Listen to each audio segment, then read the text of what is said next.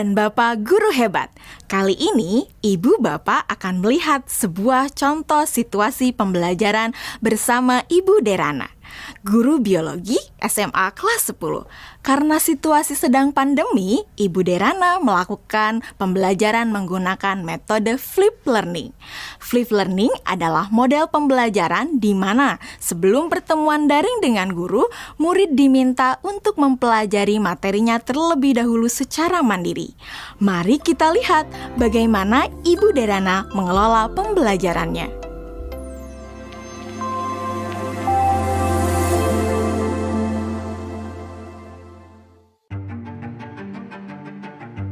Sebelum mengajar, beberapa hari sebelumnya, Ibu Derana tentu melakukan persiapan terlebih dahulu. Dalam tahap ini, Ibu Derana benar-benar memastikan bahwa ia memahami tujuan pembelajaran yang ia ingin murid-muridnya capai.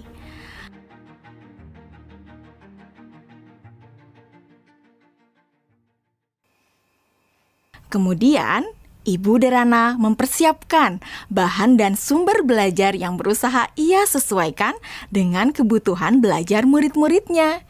Ia menyiapkan beberapa buku, salinan artikel koran, video-video yang semuanya berkaitan dengan materi yang akan dipelajari murid-muridnya.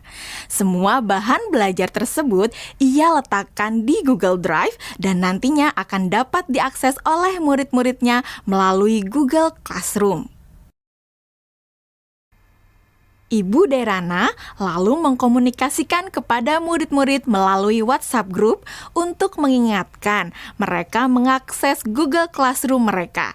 Tahapan ini dilakukan sebelum Ibu Derana bertemu dengan murid-murid di Google Meet. Beberapa hari setelahnya, sesuai dengan jadwal, Bu Derana melakukan pertemuan secara sinkron dengan murid-murid melalui Google Meet. Selamat pagi anak-anak. Oke, senang sekali ya kita sudah bisa bertemu kembali pada sesi sinkron hari ini. Sebelumnya, Ibu mau terima kasih ya sama kalian karena kalian sudah belajar secara mandiri dari rumah melalui materi yang Ibu masukkan di Google Classroom. Nah, kalian sudah mempelajari semua yang ada di Google Classroom? Sudah. Oke. Jadi anak-anak, pada pertemuan sinkron hari ini, kita akan mempelajari lebih dalam lagi mengenai keanekaragaman hayati. Ibu akan sharing beberapa pelajarannya ke kalian ya.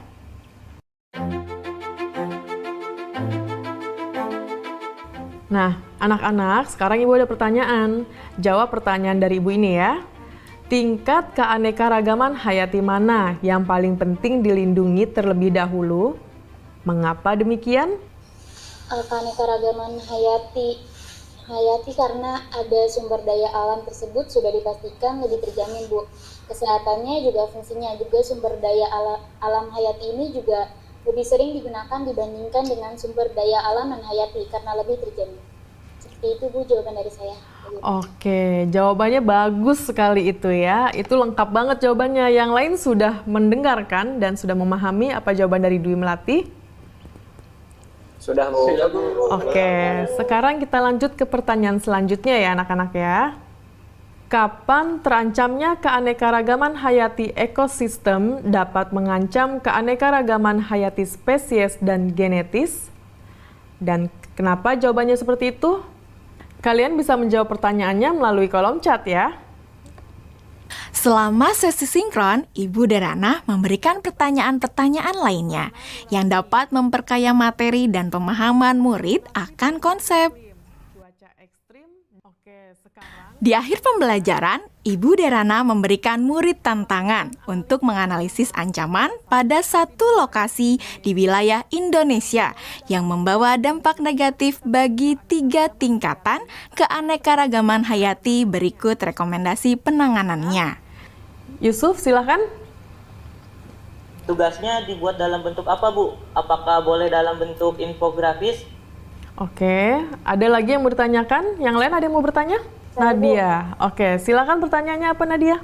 Apakah boleh dalam bentuk poster juga, Bu? Kalian boleh memilih bagaimana cara kalian menunjukkan pemahaman kalian. Bisa melalui video, poster, tulisan, dan sebagainya. Ya Bu, izin bertanya. Ya, Lokasinya yang dipilih gimana ya Bu? Apakah ada ketentuan-ketentuan khusus? oke. Ada lagi yang mau bertanya? Ibu simpan dulu pertanyaannya ya. Bu, saya mau tanya, apakah untuk mengerjakan tugas ini kita harus datang ke lokasi tersebut, Bu? Oke, untuk lokasinya tidak perlu datang langsung ke lokasi tujuan ya. Jadi kalian bisa mencari langsung itu melalui online.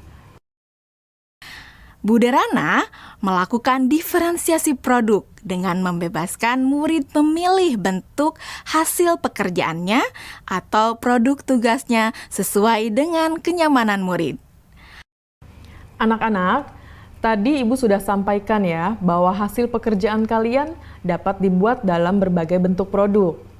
Artinya, kalian boleh memilih apakah kalian ingin menyampaikannya dalam bentuk poster digital, website, video, blog, presentasi PowerPoint, dan sebagainya. Nah, sekarang silahkan kalian sesuaikan dengan minat dan kenyamanan masing-masing.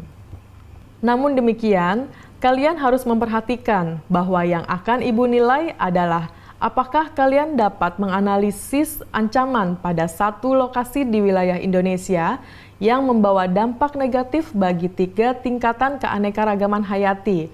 Berikut rekomendasi penanganannya. Jadi, poin-poin kriteria yang akan dinilai akan berkaitan dengan hal tersebut.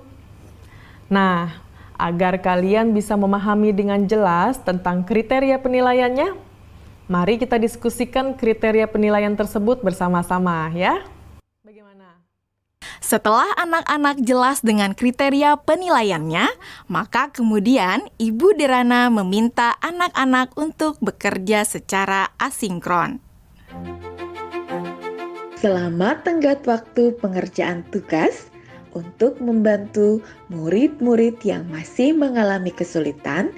Ibu Derana menyediakan slot-slot waktu tertentu untuk berdiskusi secara individual maupun secara kelompok kecil. Saya ingin konsultasi, Bu. Iya, boleh. Bu Derana memberikan waktu kepada murid-murid lainnya untuk dapat mengkonsultasikan draft yang mereka buat. Ibu Derana juga memastikan untuk memberikan umpan balik terhadap pekerjaan yang dibuat oleh murid-muridnya. Ibu dan Bapak Guru Hebat, demikian video singkat salah satu contoh penerapan pembelajaran berdiferensiasi. Tetap semangat Ibu dan Bapak Guru Hebat.